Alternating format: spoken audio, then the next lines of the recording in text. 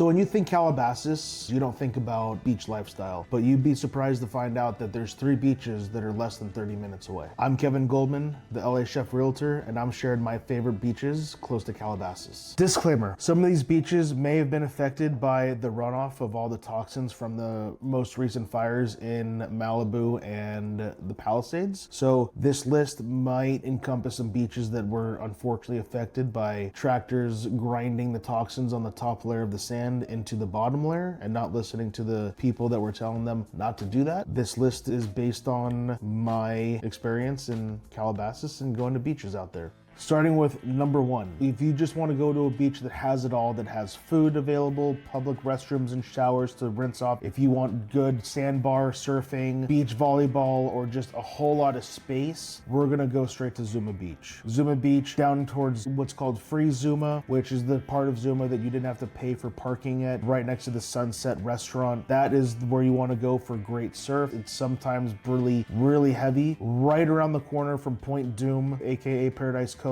home to a lot of different high net worth, high profile celebrities. Matthew McConaughey famously had an Airstream right on the beach over there. I'm gonna combine Point and Paradise Cove and Zuma into one. Paradise Cove, you have to pay to get in. There's a wait sometimes, but it's a great beach. They have lounge chairs that you can rent for the day and have like bottle service. And the beach over there, that's a great surfing point. Number 2, we're gonna go Malibu Surfrider Beach. There's Surfrider, second point, and there's third point. They're on stand-up surfing. They're pretty protective of keeping it a stand-up surfing only beach, which I think is honestly cool. The amenities that Malibu Beach has is they do have a bathroom, they have some showers, they have a little bit of parking. It's right next to the Malibu Pier. You've got the Malibu Farm right there on the pier. You've got Nobu that you can see from the water. So from a strictly surfing standpoint, Malibu Beach, it's world renowned. Everyone talks about Malibu Beach, Surfrider Beach when they're talking about surfing.